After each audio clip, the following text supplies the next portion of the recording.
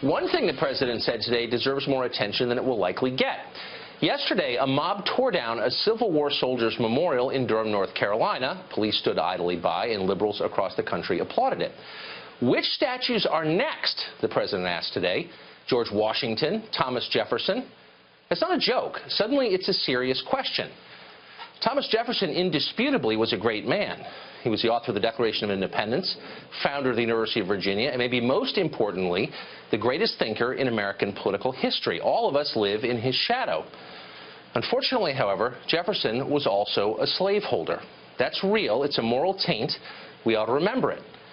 But to the fanatics on the left, it means that Jefferson must be purged from public memory forever. The demands are already coming that we do that. In 2015, students at the University of Missouri demanded the removal of a Jefferson statue. 2 years ago, on CNN, anchor Ashley Banfield suggested the Jefferson Memorial in Washington might have to go. Needless to say, there is literally no limit when you start thinking like this. Last year, hundreds of activists in New York demanded the statue of Theodore Roosevelt at the American Natural History Museum be dismantled. They argued that Roosevelt was a racist. That's the standard. Nobody is safe. Watch out, Abraham Lincoln. You're next.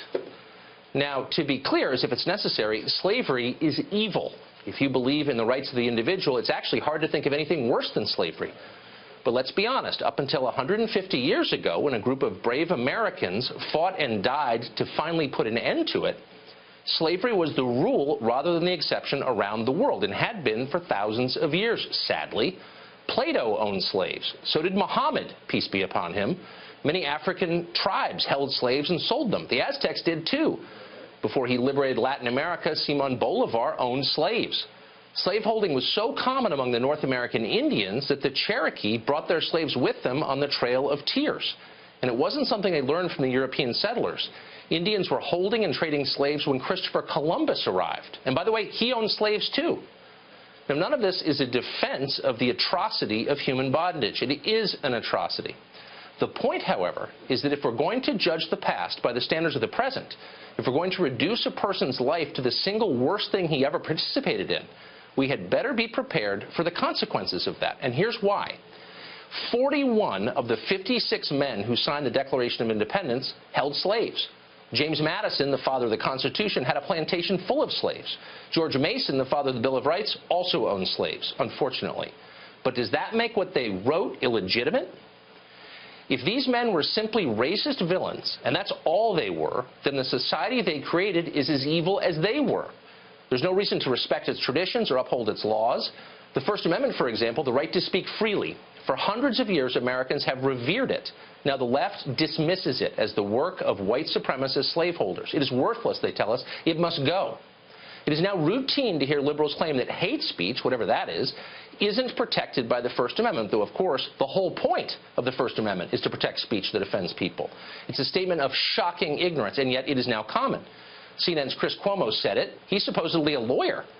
At Pomona College in California, students there are claiming that free speech is, quote, a tool appropriated by hegemonic institutions, whatever that means. They say the right of free expression should only apply to certain racial groups. But that's not racist because, as you know, there's no racism on the left. They're just sincere people concerned about hate.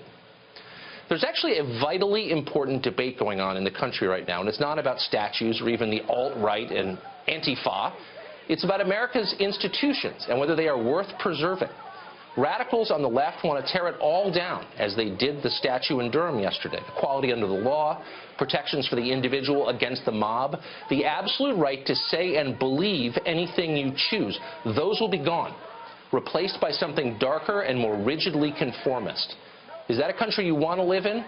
If it's not, now's the time to speak up. Our elites are refusing to. They're too afraid.